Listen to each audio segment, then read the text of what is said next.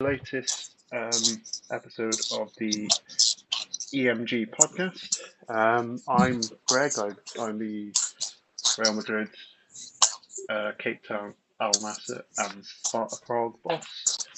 I'm joined by Babajide, who's Barcelona, Enugu, trained. They manage someone. Who's your manager in EMG Africa? In MENA? No, in Africa. You managed Belouizdad, I think, in MENA. Yeah. In MENA, I manage Babajide. I manage TP Mzembe in Africa, TP actually. yeah.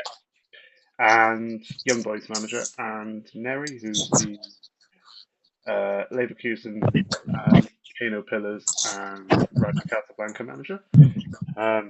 Obviously, we haven't had one of these since, I believe, August. I might be wrong about that. Actually, one sec. Let me just check now. I think it was August, actually. Yeah, it was a while ago. It was quite a long time ago, actually. Probably a bit too long. Obviously, stuff has propped up. We haven't had a chance to do it. Also, as well, there was quite a big thing that happened in the last month, which we'll discuss in a bit. That sort of meant that this was put on the back burner. Yeah, the 3rd of August, so nearly 2 months ago. Yeah, it was me and Joe. So last time us three were on was July. But yeah, so obviously the big elephant in the room was that obviously the update that SM brought in back or announced back in May, that has slowly been implemented over the last 6 weeks. And obviously there's been a lot of change in the game world and just SM in general, game worlds. Basically, we've had 28 managers leave in 4 weeks. Because gold is now mandatory. Now, obviously, a lot of managers, for us especially, have been priced out by gold, mainly because most of our managers were African, mainly Nigerian, and obviously Indian as well, which obviously a lot of them did get priced out. A lot of them still around. I mean, Gide and Nhery are still here, but guys who have been here for, Mac D, for example, is here 3 years and quit because he's not getting gold. But yeah, it's effectively we've had 18. We've got 52% of clubs in Division 1, 2, 3, and 4 have had changes to managers in the last 4 weeks, which is unbelievable. Before I go through every manager that's left and obviously introducing all the new managers and managers have moved clubs, do you guys want to mention anything about the new changes being implemented by SM so far? Not particularly. I think we've had more managers in the last month or so than we had in the entire 2 years, actually. At least in the entire year I've been a part of the game world. I think I've been with EMG in a little bit over a year. And I don't think the number of new managers that have come in after I joined the game world has been up to 22. The basic needs for a manager in a club in a managerial game is to make transfers, to be able to set tactics, and the fact that you couldn't be able to make subs and other stuff like that are practically crucial to winning a game. And the ambitions, some managers have been using some of these for quite a long while. So I understand the disappointment and why they just have to do it because, like you said, the developers have just priced some players out in certain regions. Yeah. We've just been joined by Fiz, Liverpool omdurman and Wydad Casablanca manager. Um, Nhery, is there anything you want to mention about the updates in the last month? Yes, about the big actually. The thing is, managers that left because maybe they can't afford or they don't want to. I don't think SMI choose that they know what they are doing here. Because basically what they did is just okay, invite few managers to enjoy the game. They have not actually added new features, to encourage player or anything. They just put colors and that's what the coach they do. So fingers crossed, we see what they have to offer in the future. But for now, I think we really appreciate is not just stagnant because we are not in anything except for the increase in the transfer limit where you can pay up to a billion per player, which is totally innocent in the personally. So fingers crossed, we see what they have to offer for next interview. Yeah, I mean, it's I'll go through them all now, but it is actually quite a bit upsetting actually seeing some guys who've been here for so long um leave clubs. So going from Division One to Division Four, Ricky Vrappi left Rennes, Sensational One left Villarreal, Gift left Milan, Harry Banty left Mönchengladbach, Porto, Faber Ekmawadi, or LeBron left Porto, Mr. IMJ left Aston Villa, Macdi left Leipzig, Johnny Cruz left Lille, Karthik Pujari left Marseille, Bird's Eye View also left Marseille. He was asked to step down. Famzo left Roma. Kiran Jacob left Monaco. That was not gold. That was because he felt that he couldn't do anything with um, the team he had. Um, Tom Joseph left Ajax. Tom is actually still in the EMG group. He is the only manager out of the ones who left who hasn't left the chat. And he's done that because he is actually just waiting to see how the update goes with the hopeful aim for us to rejoin Division 4 in a couple of months. Um, Richard Spur was here briefly, come into Division 4, then straight to main world because of the changes, and then left Ajax, citing just not no enjoyment in what was going on in the chat. Rio Adi, so the Indonesian guy in Division 4 who wasn't active enough to make main world, but active enough to keep his team, he left Salzburg. Fasarif left Zagreb. Fasarif famously beat Babajide in the EMG League Cup and knocked him out. Is Barcelona out? Lee Sharples joined and then left Dinamo Zagreb. Mikolo left Gothenburg. Emma left Galatasaray. Bird's Eye View left Swansea to go to Marseille, then left obviously the game world altogether. Sammy Crown left Rangers. Michael Uwameni left Celtic. Abdul Basif left Olympiacos. Um, Eric Baseggio left Cardiff. He joined and then never logged in again and was booted after 10 days. Villa Ben, the Villa fan who was at Lille for a bit, he left for a second time. Um, he had some things in his private life which meant his activity dropped. He left Lille, then got demoted to Prague, and then just left the game world altogether. The youth left Young Boys.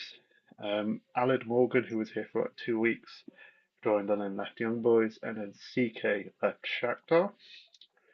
And then for the managers who have joined, it's going to do an introduction to these guys.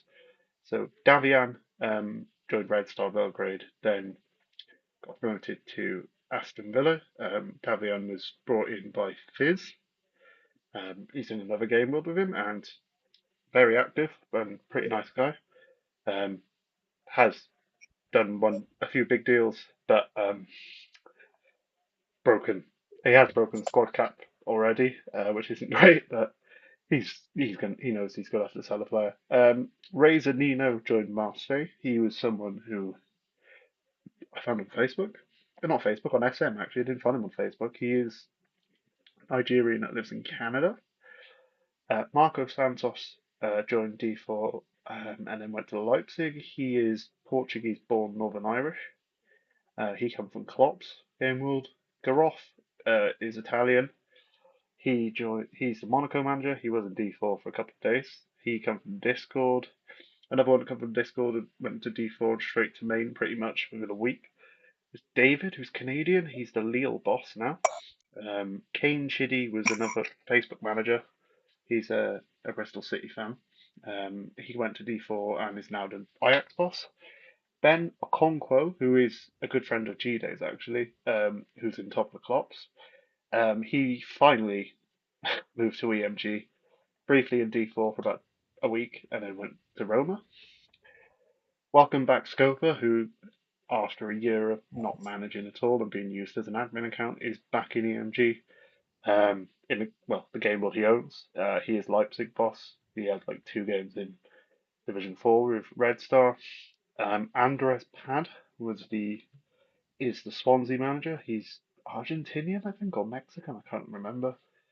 Thomas Rose manages Olympiacos. He's a Bristol City fan as well as Chelsea. Ben Meakin replaced me at Cardiff. I left Cardiff to take the Sparta Prague job because we forgot to put an admin account into Sparta Prague, and they have 52 players, which is why you've probably, for those in Division 4, probably seen me sell some quite highly rated players to try and get it into cap. So I'm gonna have to rebuild them. But he's taken my old team at Cardiff, probably doing better than Cardiff in real life at the moment, which doesn't say a lot. But he's doing pretty. He's starting to talk a bit more as well, which is good. That's good to see. Welcome back to EMG, Davy Stewart, who was Leverkusen manager previously. He is now at Club Bruges. Abdu, who's from WQT, I think, and he's Shakhtar Donetsk new manager. Joe Pound, or Poundy on WhatsApp, who seems to have joined loads of WhatsApp game worlds the last month. He's the new Salzburg boss. Juan Carlos, he is the Red Star Belgrade boss. He's come over from Ashmal's Game World Fantasy World. He is Mexican. Mark Spicer, also known as Spicer, for those who are in VMA, he's come and taken over Celtic. A certain Triple J was extremely happy about that. I expect Spicer to probably make main world pretty quickly, just because he's from VMA, so he's used to these type of game modes with activity. This Life No Balance is the Galatasaray boss. And then finally, Matty Meakin, who's the brother of Ben. He's the new Rangers boss. And then finally, managers who've swapped clubs. In Division 4, Scoper is now Dinamo Zagreb. Gide is Young Boys, and Jibril is Gothenburg. And then Altamaz has left Leicester to take Rennes to replace Ritty. Gift obviously left Milan. Then rejoined Red Star in D4 and then took Villarreal. Sensational left. Harry Banty left Gladbach to take Porto. Mazvan moved up from D4 to take Gladbach, and then Cal moved up from D4 to take Milan. Fiz is messaging me. One sec. If I can.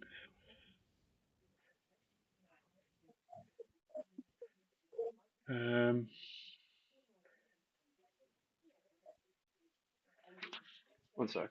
Do you guys wanna? Is there any basically any of the new guys Have you been any of the new guys you've been impressed by, guys? No, no. I have not been very actively talking with you for a while, but the guys that have been coming through, I think most of them have been active and they have been interacting very well with the group. So, yeah, especially that Cleveland guy, that's the one person where I started, scoring everything else. And yeah, I think that's kind of person I want in the game. But unfortunately, we broke the podcast and that's a good point. But overall, we see an ambition to try. He's building that thing up and going after the result as well. He's not just coming in and hiding behind newcomers. So he's doing something and his activities as well. And yeah, some guys that are doing well. But he stand out. He stand out there for me. Gide, any of the new managers you've been particularly impressed by?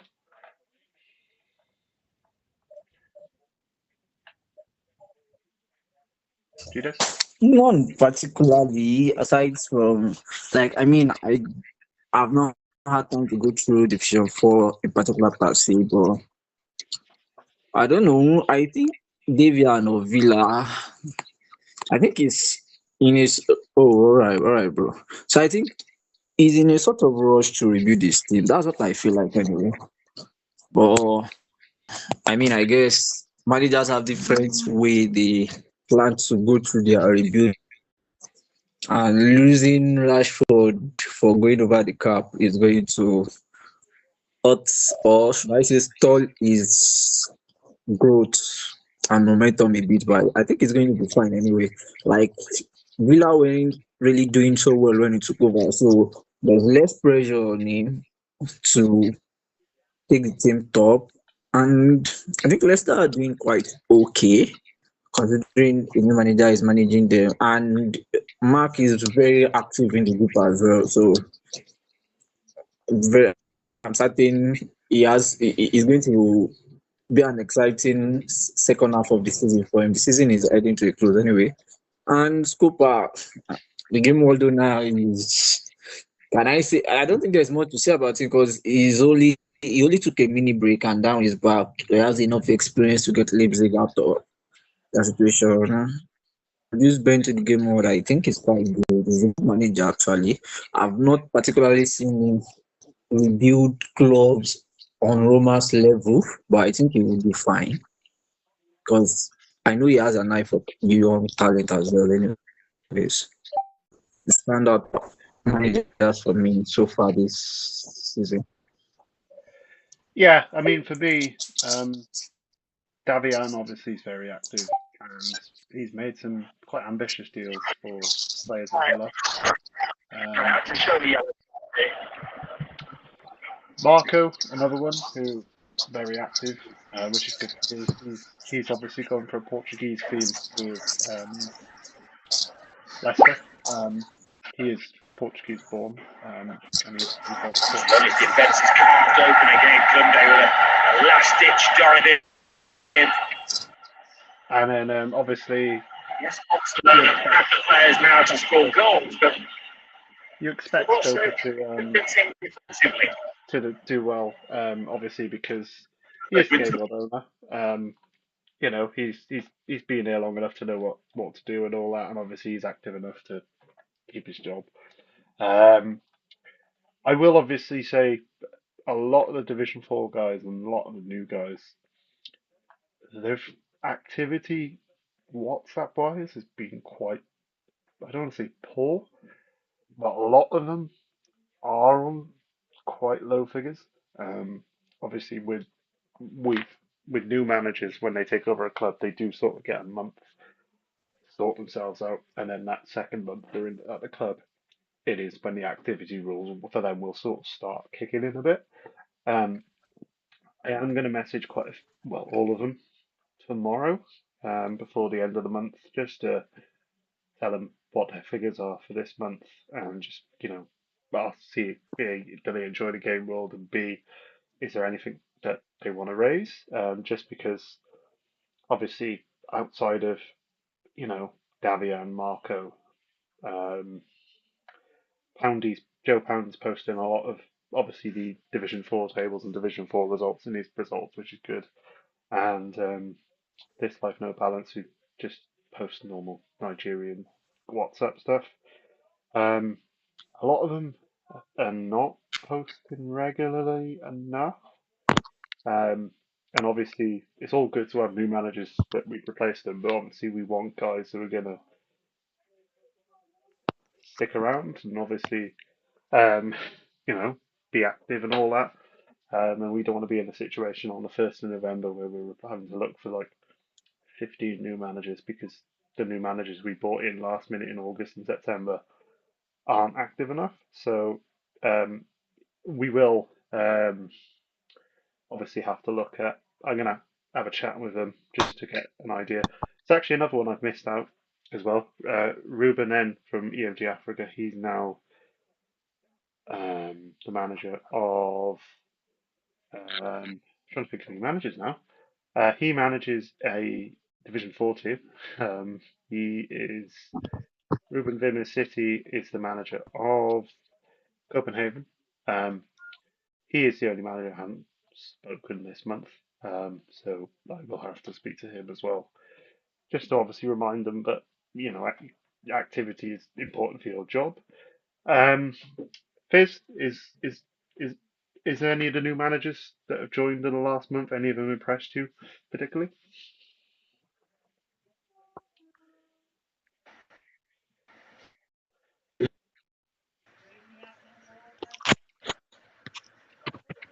I could not get you. What are you? Any of the new managers that joined in the last month? Have any of them you've been impressed by activity wise or SM wise? Nobody. I'm not even impressed. Okay, so obviously um, we are um, we are currently about 20 games into main world season now, so there are 6 games left of the season. Just a quick recap of the league tables. Um, Atletico Madrid are 5 points ahead of Man City, who are second. And obviously the bottom three at the moment is Milan, Gladbach, and Inter. There's a gap between they've developed between eighth place PSG and ninth place Napoli, and also as well the bottom three seem to be getting cut adrift a little bit. They're lucky that Villarreal are Gift's doing a rebuild with them already, and Fizz is on holiday mode and blaming the assistant. And obviously Bami's not having a good season. That it is only 3 points from Milan to Villarreal. But it you know there aren't many games left, and doesn't seem to be picked. None of them seem to be picking up results. Milan have won 2 of their last 3, which is the only team to seem to pick up points. But Gladbach and Inter, especially Inter, seem dead to rights. Division 2, Flamengo are 5 points ahead of Barcelona in second, and then Barca are 6 points ahead of me in third. It's pretty much set now. Flamengo are up, you know, um, unless barring a collapse, they're up, and I think they can secure promotion on probably next week.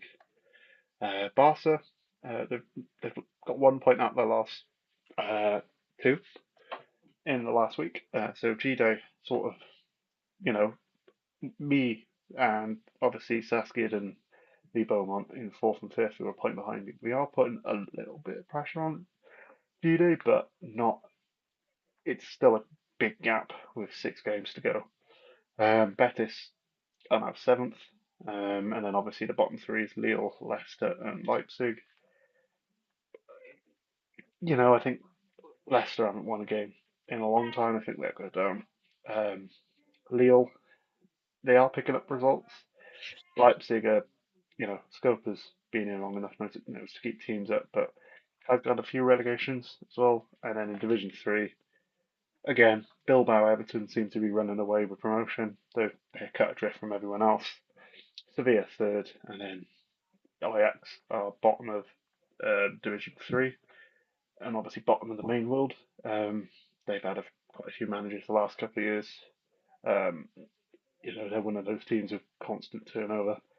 So, it's not really a surprise. And in Division 4, Joe Pound is top, ahead of Scopa in second at Zagreb, Jibril third, and Josie fourth. Obviously tight race between 3 out of 5 non-D4 managers. The admin title. Obviously, the top 2 from there will go to the Champions Cup. So, it's tight between Scopa, Jibril, and Jerry. Nhery, anything specifically you've noticed with the main world tables recently?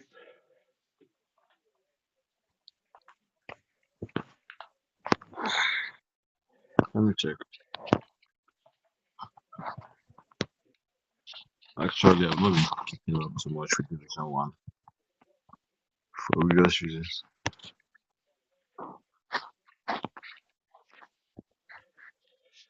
Gide, anything? Well, checking. Oh. Whilst you're checking, I'm checking the table now.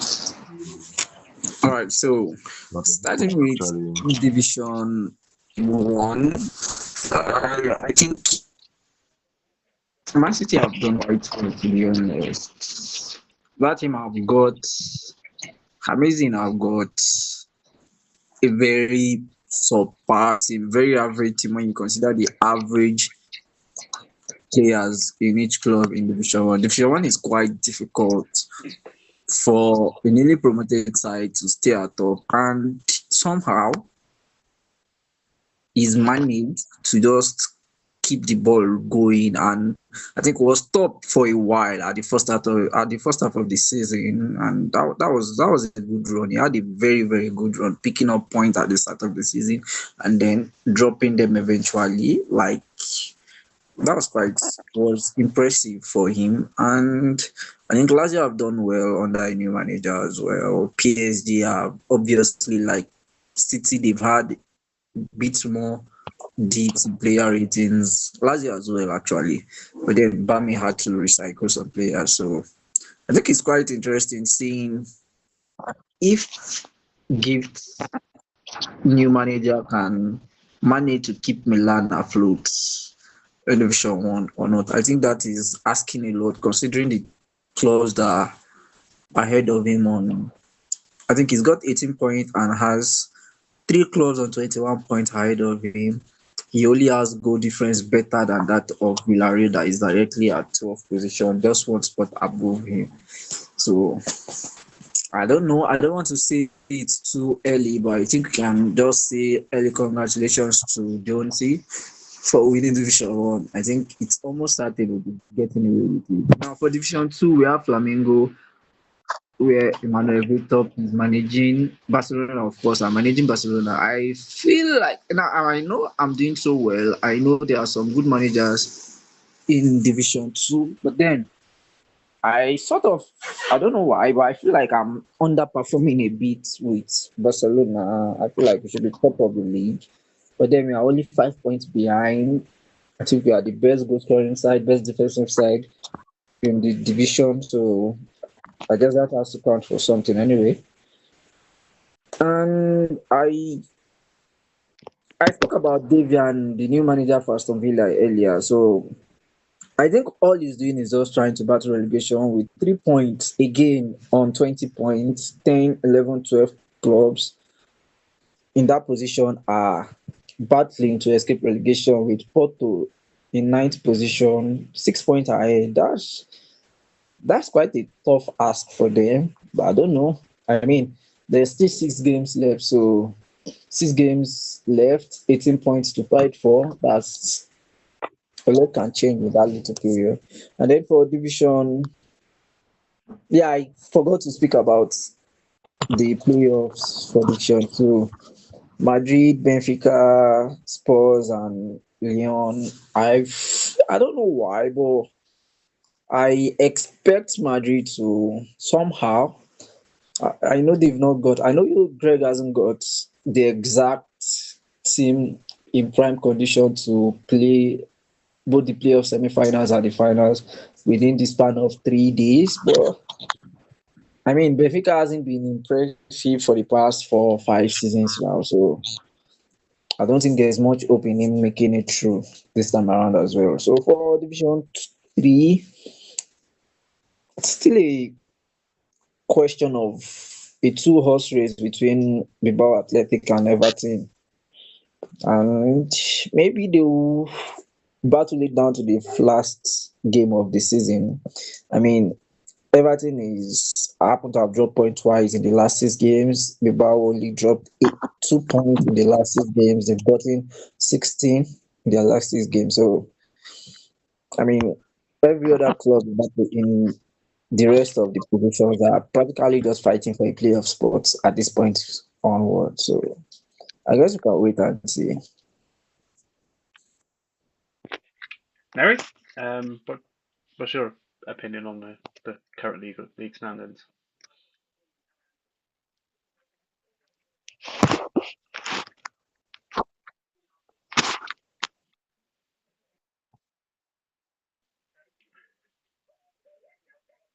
Nhery, Yeah. what's Okay, your so let me pick up from where Jide left off.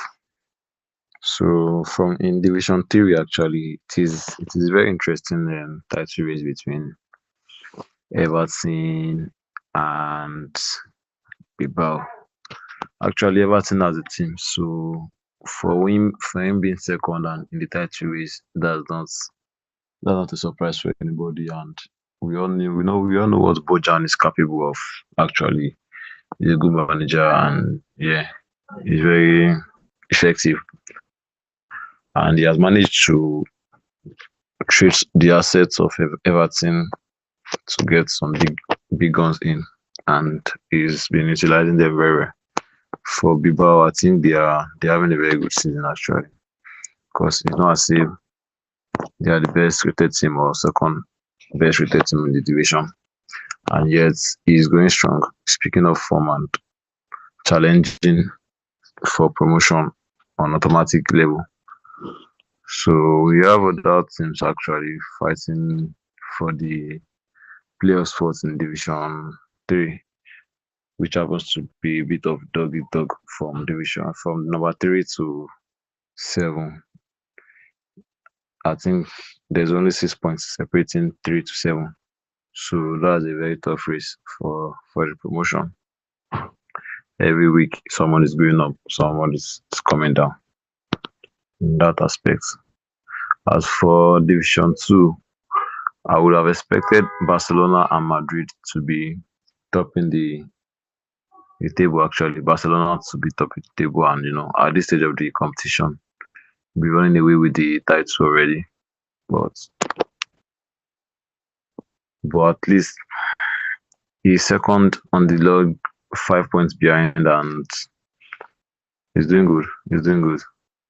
Looking at Real Madrid team now, I think what we are seeing is just the name, because Greg's Real Madrid has an average rating of 86. That's the overall average rating of that team, which means even Division 3 teams have better average ratings than that. So I don't know what Greg is up to, but obviously he's not hell bent on being promoted or going back to Division 1, obviously. But he's in third place, and barely so, because from third to sixth place there is only 3 to 4 points dividing the teams. And also we have Benfica there. Benfica, we should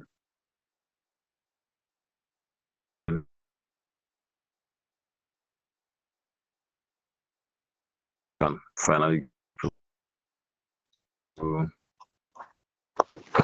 to Division 1. So fingers crossed. then Division One is going to win that because they have the players and they have the squad to rotate and have done 2 or 3 wins more to secure that title in Division One. So I think PSG, Liverpool, Stadium is who are all supposed to be challenging for the title this season. They're all fighting for their lives down there somewhere. So Man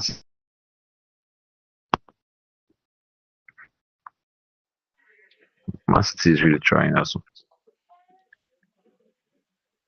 Yeah, so I mean, it sort of cut out a bit then towards the end, but obviously people mentioned about my squad overall having 86. Um, our first team has a squad of rating of 91. So yeah, the overall depth is a lot lower because obviously the players are mainly younger.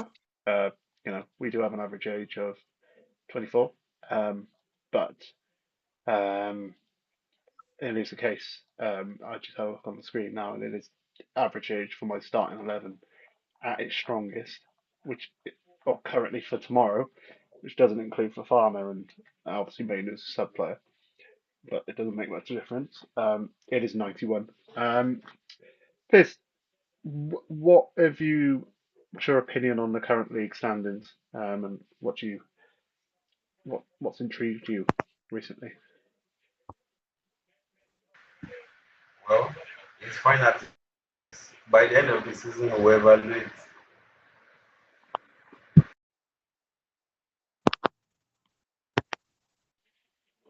Right. Oh, okay. I didn't really pick much of that up. So obviously on to the next part. Let's just have a look. Let's have a look.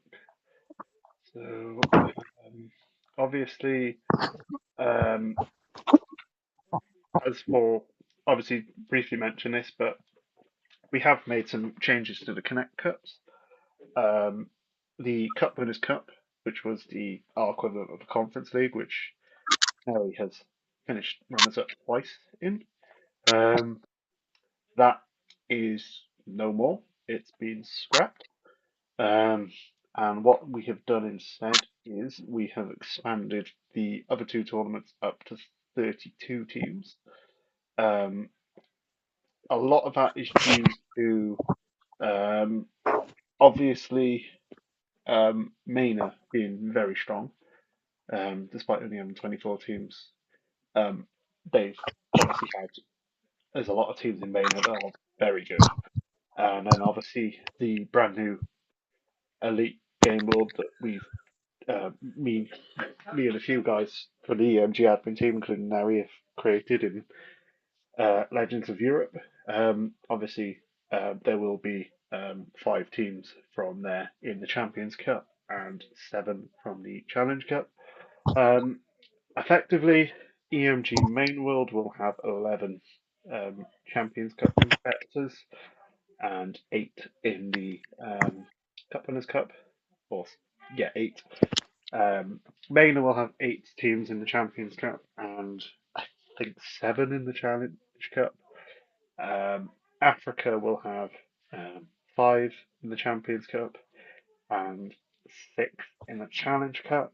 And LOE, or Legends of Europe, will have 5 in the Champions Cup and 7 oh, yeah, 7 in the Challenge Cup.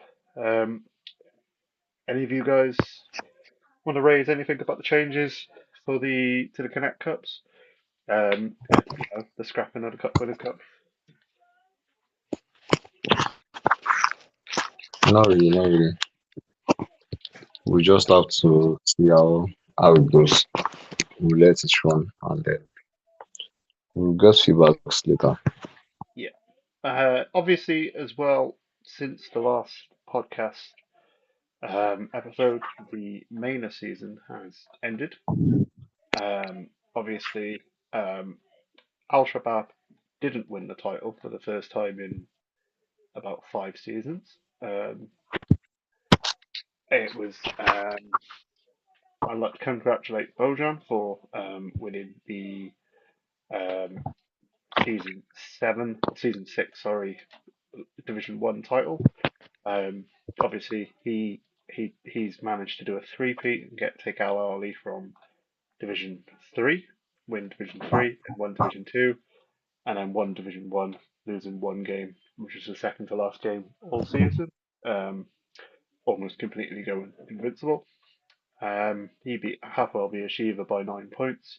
Al Shabab finished a lowly fourth, and Al Ittihad and Shabab Al Ahly were relegated.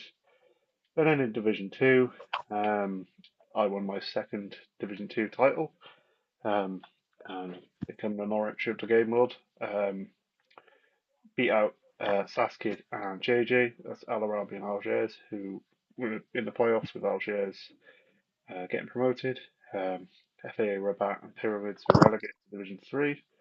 And then in Division 3, Binny's Al Hilal secured promotion to Division 2 with G-Days. Oh no, with Dale Hall's Esperance de Tunis securing promotion over G-Days Belouizdad later on in the Division 3 playoffs. Obviously, as for Maynard, managerial changes, we said goodbye to Mr. Successful, whatever his name was, um, Roshan, who has obviously done quite well with Shabab Al Ahly up until the end, and Yaha Hirsi, who obviously none of those managers were getting gold, and obviously in their place, um, yeah. Oh, and Alka Chukwu, formerly main world, he obviously stood down as well, and in their place, Gift moved from El Ittifaq to Al Ain. Um, Bill Tops at Beitar, Matty Meekins at Shabab Al Ahly, and Pane Trifonov, after ages of trying to get him to join other EMGs, he took Al Ittihad, and he also took Orlando Pirates in EMG Africa. So yeah, obviously the main season's 2 games into the season, so obviously Al Sadd are top of Division 1. They're the only team who haven't lost a game yet. Um, but yeah, it's going to be interesting to see how the season goes in the next few weeks. Obviously, mainly being a short season. Right. So obviously, manager questions. Now, as per usual, we had 6 replies to the Google Doc or the Google form I put out in the group yesterday. 2 of them aren't appropriate, and I'm not going to discuss them. So the first question is, who is the most decorated manager in main world and then overall EMG?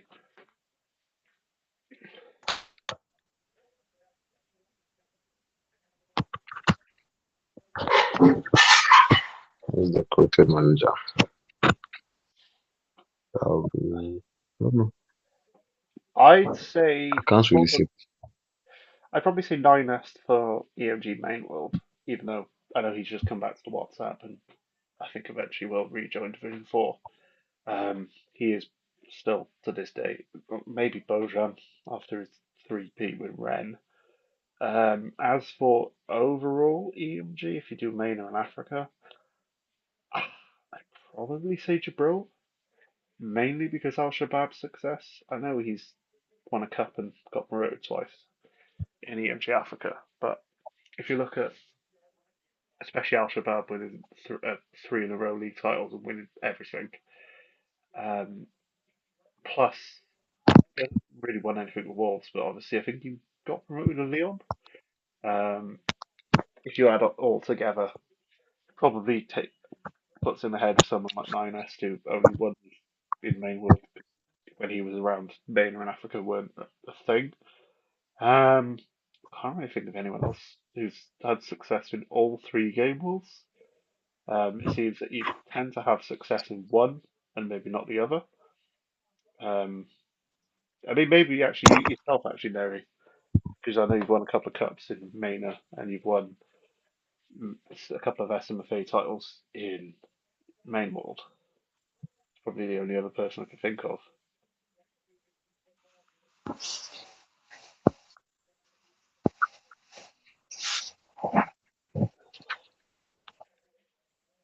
Oh. Let's take the next question. So the next question is, who do we think are the most likely winners of all 4 divisions? Now, I won't do Division 4 in this because with how Division 4 works, it's quite hard to predict who will win the title just because you could be top and either lose your club because you're not active enough or get promoted to main world. Nhery, who do you think the 3 winners of the 3 main world titles are going to be? In Division 1, I think it's going to be Jones. Atletico Madrid. Division 2, I think it's between. I'll tip Barcelona for Division 2. It still has a few games to catch up and I believe we will. So today for Division 2 and Division 3, I think Bojan will win eventually because he's just 1 point behind and you know what he's capable of. So Everton for Division 3, Barcelona for Division 2, Atletico Madrid for Division 1. Yeah. Fiz, who do you think the 3 winners of Division 1, 2, and 3 are going to be in main world? Atletico will win Division 1 and Bilbao win Division 3 and Bilbao promotion. Yep. If you're asking me, I think Atletico will almost win Division 1. It's probably going to get wrapped up in the next 3 games. With consistency wise, they're just winning, whereas the others aren't winning enough. I think Everton will win Division 3. I just think I trust Bojan to secure a title more, just through previous experience than Jaden, who I don't think has ever won a title in EMG. He's been here a while, but he's never won a title. He's slowly built that Bilbao team up. And then I think Flamengo will win Division 2. I think Barca will come second, but I do think Gide's just come back. I think Flamengo that 5 point gap to 6 games ago is probably a bit insurmountable now, barring a massive blip. Gide, who do you think the 3 main world league winners will be?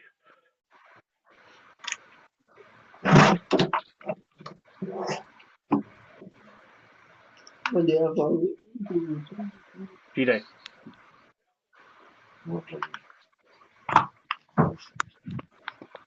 Yeah, I missed the question just before I came in. My network was poor, so. Who do you think the 3 the winner of Division 1, 2, and 3 will be in main world? Oh, I think Atletico Madrid probably just waiting for formalities to be crowned champions anyway. I don't see City catching up to them.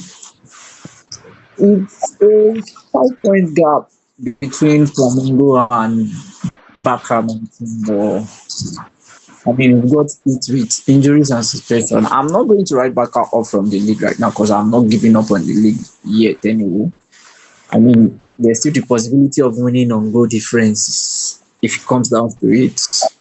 But I'll also have to win the rest of my games as well. So that's a tough task. Probably Flamengo, and in a very difficult situation, probably Barcelona. So I think it's going to be a 2-horse race at the end of the day. It's still pretty much indecisive for difficulty looking at Bilbao, Athletic, and Everton. I mean, Bojan is a good manager, to be honest. And Jay, with Bilbao, has been in sensational form, especially for Thuram. So I think he's going to be very careful with how he uses Thuram until the season ends, just to get the best out of him and probably secure promotion spot for himself, as well as winning Division 3. So, well, I can't really say per se. I mean, I'm not going to write off Everton now. They've got a very much better squad in my opinion, and I feel like they still have a chance. It's just the 1 point difference between the clubs anyway. Yeah, I mean, just looking at the form guide now, Bilbao have got 15 out of 18 points. So obviously they're in red hot form.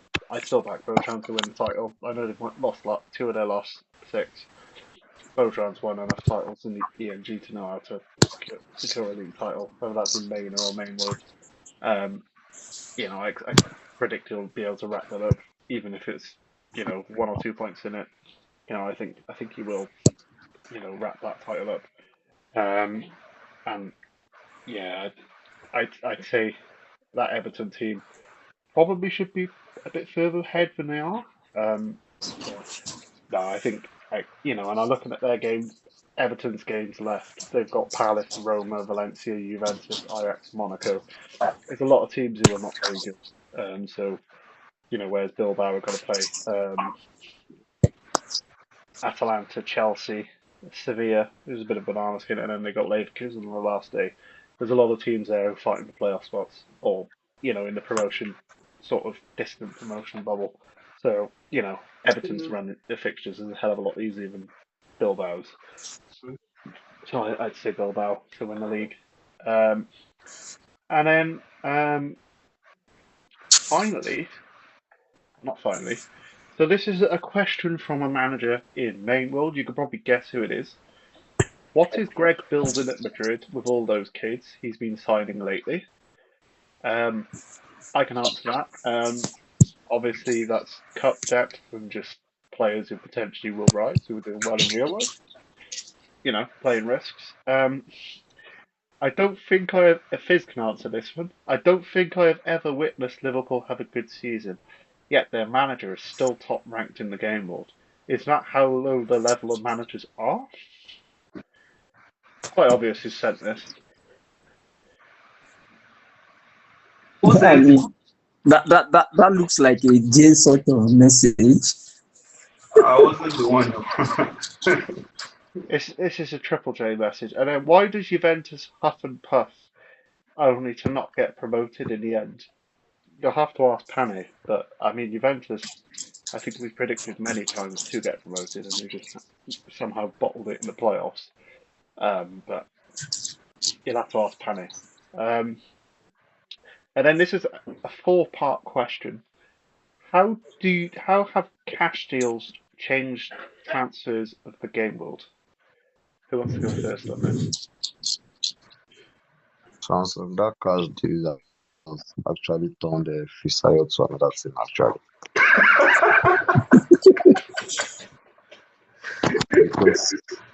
because every 3 days he's always advertising one player or the other, like 200, 400, 500 million. I don't know what he wants to do with that cash actually, because normally cash transfer should be very active game mode. The only Okay, time should I tell you something? I'm still going to bring it to the admin panel. Now that we can spend up to 1 billion, the economy of the game world will be in poor. And looking at the fact that SMs might bring in complicated deals later, maybe after they do their managed club AI stuff, then you will now tell me whether you will not need the cash. And if you are saying cash is useless, are you trying to tell me that I should sell a player for cheap instead of getting the cash? Selling a player for 500 million is a steal actually, because look at managers now that don't have the resources to buy players. Then you're able to go and get a player for cash. Are you whining me? Now, I think I'm not going to say cash this shouldn't happen in this situation, but I feel like managers have been paying way too much for players than the actual value. Like, it's basically blowing cash to the big side, because what we have to take into consideration now, especially for the smaller club, is there's going to be players available in the external due to level concerns. There is also going to be players available in the external in a situation where a manager goes over cap. So if you've blown your cash in getting a 90 rated or a 91 rated, and then just 2 weeks after you find you find a 93 rated player available on the market. So how are you supposed to compete for that player? Okay, you mentioned two things. So I'm going to address the first one. You said they are blowing cash instead of spending the actual value. A manager bidded 40 million to me for Femi Lopez. Are you telling me that I should sell Femi Lopez for 40 million when I can easily ask for a 90 rated player for Femi Lopez or swap him for players? If I'm to sacrifice getting better player replacements and having to now go and start using my squad that will be left behind after I sell Femi Lopez for cash to go and get a replacement, because Femi Lopez starts for me. Now, if I'm to sell Femi Lopez, it won't be for 40 million. I can sell for 500. That's why the cash has value, due to the So fact that the now, person can actually bid why are 500 you going to put instead 500 of million in your starting lineup? on my starting lineup. That's why What cash is I'm useful. Then, what I'm trying to say, is that cash bid is only useful in external because now calm look down, at calm down. Let me hold on, finish. hold on. What I'm Let me trying to just say again now is that you are saying if due to player concern, the player is in external. Now, if a player is in external now, how many clubs can compete? The actual is going to external now. What does Leverkusen have a business in the bid? So even if you are saying maybe cash will go to some people, it will not go to some people. That's how it is. You can't expect everybody to have cash in that game world. See, when I took over Liverpool, I had about 400, between 400 and 500 that I made there since like season 4 of the game world. I've been buying players. I buy youths from external. Then when they increase and I see that this one doesn't have potential to make it in life, I either sell for max cash to other managers or I sell to external. Whereas I make a gain. It's those gains that accumulate that I have about 1 billion. Now, you don't know how to spend wisely. You are complaining that they won't be able to compete. Not everybody can have cash. If I had not done that, I won't even be able to compete in the cash market now. at the end of the day, nobody is going to sell a very good player for cash. For cash, are you whining? Like, I mean, See, in my opinion, it's good when I see So cash is going for players and stuff like it makes it easier for smaller club managers to get maybe decent or above average players when those sort of players are available for cash. So exactly, bro. then And I feel like the fact that there is no upper limit right now means probably paying excess for such players as well. So actually, if you notice, look at Jibril's tactics that he employed. He sold some players.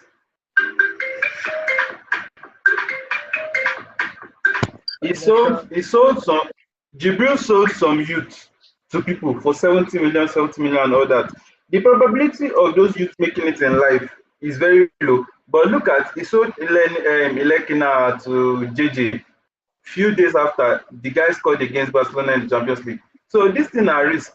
Can Jibril ever sell that player to JJJ? If not for the cash, he won't sell the player to him except he's getting another player in return. well, Um, so should Greg send you 700 million naira for Vinicius? well, I Besides, I've always said it jokingly that I will sell Vinicius for 1 billion. Whereas, why will I sell him for 1 billion for Christ's sake? Where will I get that replacement from? Exactly, that's what I'm saying. So that's why I said it's strategy. Now, The only upside to this big cash transfer is when the seller is a small club. So now at Leverkusen, I have Desayadov for Leverkusen. Now, if I want to sell him, I can afford sell him for 100 million upwards, so I can reinvest that cash. That's exactly, bro. You that's the can only sell you can sell a youth player from your team. value. Maybe if he's having a little hype. I'm sure if you want to sell him, at least you should be able to get 50, 60, 70, 80, 90, 100, depending on your marketing skills.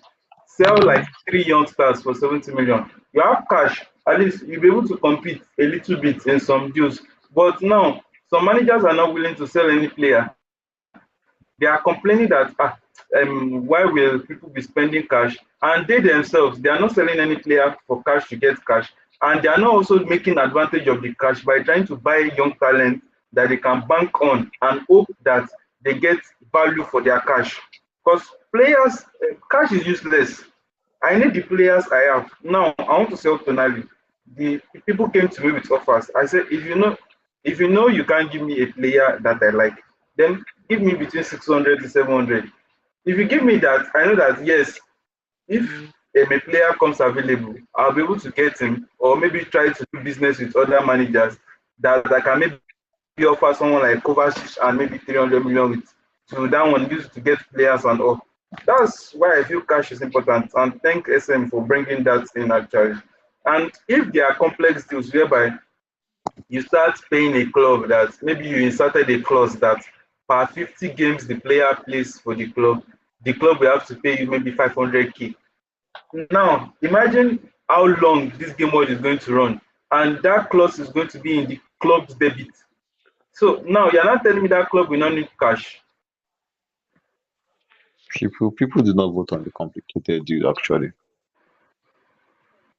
people do not Is vote it on. complicated deal? People are not planning for it, and it will shock when it will happen. Because I'm sure the best move, so we admins actually will be to move the economy of the game world to poor, so that people will be able to see the need for that cash too. I think the economy is set to poor already in the first place. Is it? No, No, I still make I make way more revenue from my stadiums than my expenses actually. I'm going to check it now, actually. I'll check now. But no, Yeah, it's the poor. game of economy level is set to poor. Yeah, it is poor. I mean, you could set it to very poor. But I don't know what much difference that would make, especially for the big clubs. Um, you know, I mean, for smaller clubs, I know, for example, Nhery has that Kosovan winger at Lille, Zagrova, who he could probably sell for about 40, 50 million to somebody minimum if he wanted to, because he's someone who should be playing at a higher level and will get an increase soon, just because he's a bit of a getting another Kosovan-born player, but he is a bit of a Shaqiri regen with just how he scores goals. You know, one thing that I don't like, but it's also their money, their choice. If they spend the money, good on them. But if it comes back to bite them later on, then that's our fault. Is when you're seeing club managers spend ridiculous money on bang average players. So I'm going to use Baraf as an example. He spent 200 million quid on Borja Mayoral, who I don't know who he plays in La Liga. I know that, but he's 27 and is an 89. Plays for Getafe. He's not worth 200 million. 100 million plus Thiago Jallo. Um, that's not a player. That's probably a player that's peaked at 89. And it's you know it's a bit of a waste of money. Spending that. Um, Obviously, another for me, I'm the one player that there's very few players I would. Obviously, I've got 500 odd million currently in the bank, which isn't massive, but it's still quite a bit. Um, it is Mbappe. Um, Obviously, whether Sani sells him currently, whether Sani stays long term, because obviously he's still and ahhing about getting gold. And then the future manager at PSG wants to move him on. Um, we don't know, but it is like I'd rather keep my money for a big player coming available. Like Rashford, I know he's not doing very well at the moment in real life. He's still 92 rating. If he drops to a 91, that's still as good as what I've got already. It's an extra option for me. That would help me in whether it's Division Two or Division One. But I'd rather just not overspend on players that aren't good enough, really, or not improve me, and to keep that money aside for like better players. Yeah, no, Fizz, your phone went off like 5 minutes ago. That's why I heard you. um, but on to the next question is, with more injuries after the update, how important is getting more first team players with concerns also looming over managers? Who wants to start on that? Yeah, about that actually, I've been even me. I thought about it. I had Laporte out for the season. He's coming back in two seasons, like almost 3 matches to the end of the season. I had Kalulu. Can you hear me? Yeah, I can now. Yeah. It wasn't clear before. Okay, okay. I had Laporte out for weeks. I had Kalulu out. I had the center backers that have to play safe, but I'm begging defense. My attackers too. Vinicius was out injured. Rodrigo too joined now out for the season. I have to start playing. Frustration of injuries that just made me go on holiday mode. And besides, I'm busy with work and other stuff.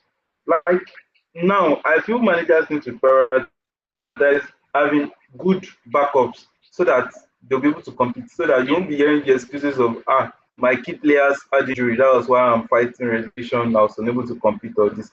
That's another place where cash comes into play. I mean, I've I mean, I'm in a promotion push as it is anyway, and I'm on Okay, look, quite. no, look at it. Now, I don't really need a midfielder, but JJJ came to me. It was like he needs cash. So, and due to the fact that I was Betis' former manager, then I decided to be generous. And okay, we talked which player can I get from him that I will have a resale value on that I can still sell it out for maybe 90, 100. Okay, so we looked at it back and forth. We decided on McKinney. Now I don't need McKinney, but getting McKinney for cash will help me in the fact that I'll be able to move Musiala forward to play the wing and have I move him there. Then McKinney will be able to come in. Then Femi Lopez and Musiala will play my wings and Savio will play with top strike. Then McKennie will rotate with whoever is in midfield. That's getting a first team player for cash. Easy peasy. Yeah, I mean, I obviously I'm in third in Division Two at the moment, so I'm actively looking for depth for a playoff semi-final where I might have to rotate my team or still mix and match team. I mean, I've gone and you know I haven't really had injuries. I've had more suspensions just because we play aggressive. And I know the big injury in EMG this year was Barella at Wolves being out until match day 8 of next season. It's like 3 real months.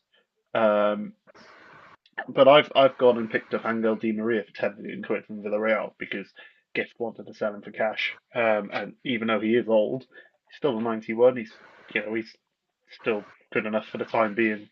Even if he drops to a 90, he could be a rotation option, and it's low risk. I can sell him for cash later on. Hopefully, someone in the same position develops. And I've gone and picked up Busquets for 2 million quid, whatever it is, it's like pennies.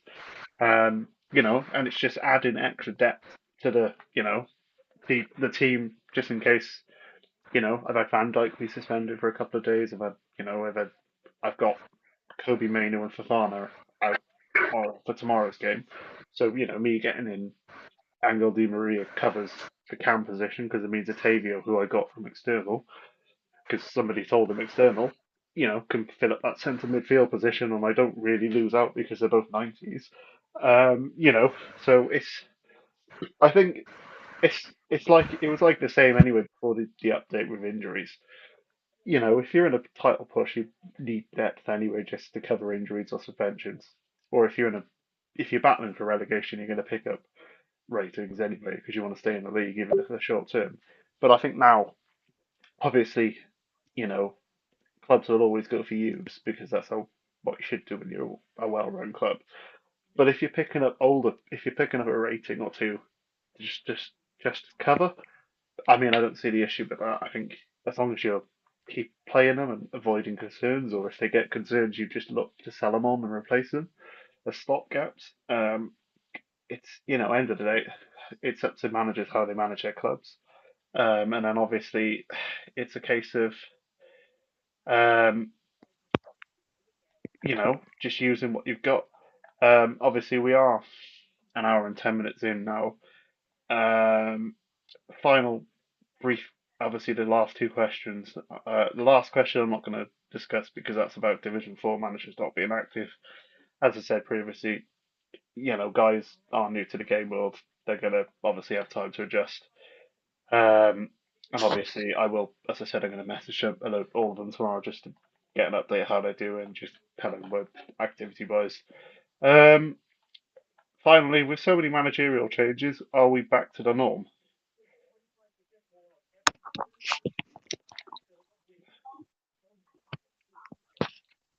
I think yes, for now we are back to normal. Because over the last 2 weeks, every new day there's someone new joining and there's someone going due to the fact that there's shuffling about because of the new updates about the good management. But I think for now there's a bit of stability all over SM mode, not just EMG, Yeah, all over SM mode. So you know who are staying and you know the ones that have left, and and some people are still considering if they want to get good actually. So I think the managers playing out and we have enough managers on the short list already. So yeah. yeah. Obviously, I think obviously when we first, as I said at the start, when we first had the update, we did have a few guys who joined and had left within a week or two. We have got a bit of stability now, and clearly the right guys for this game world. But again, it's a case of it's affected every game world. I mean, EMG Africa, we still got clubs that are unmanaged, and realistically, that game world's probably never ever going to be filled up again, just because how it is. Um, and that's going to that to be the sacrificial lamb. But it's I think the norm for us is having managers leave monthly anyway, because we get guys into Division 4 and they know they're meant to be active, but some guys just aren't active.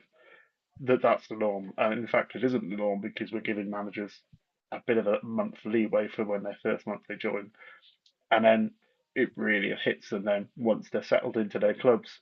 To give them that leeway, a bit like BMA do with Division 5, where you sort of get your first 4 weeks to sort of adjust and acclimatise, and then we're going to go and look to review and say, hey, if you're not meeting criteria, you'll be gone. Or if you're in main ward, if you're not meeting criteria after a few weeks being at your club, you're going back to Division 4.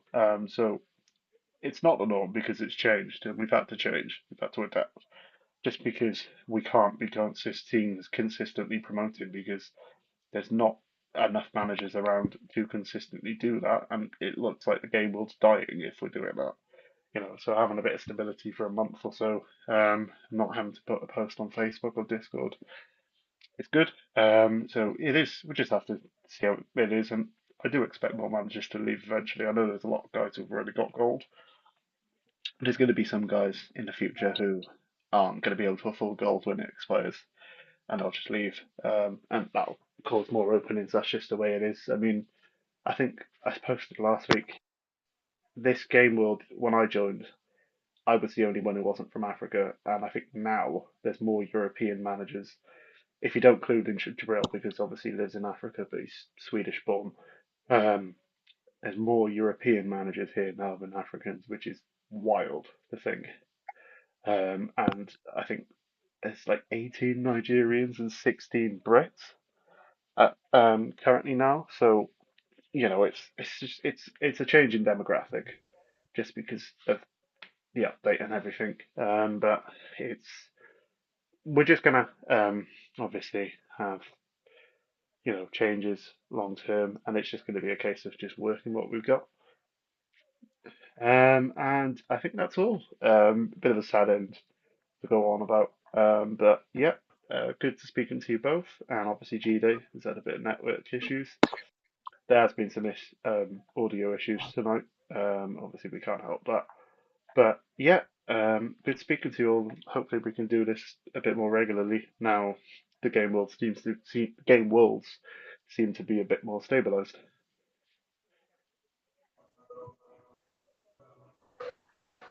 Well, like I always say, Nhery is a butler for educating with Barcelona. Good night. Good night.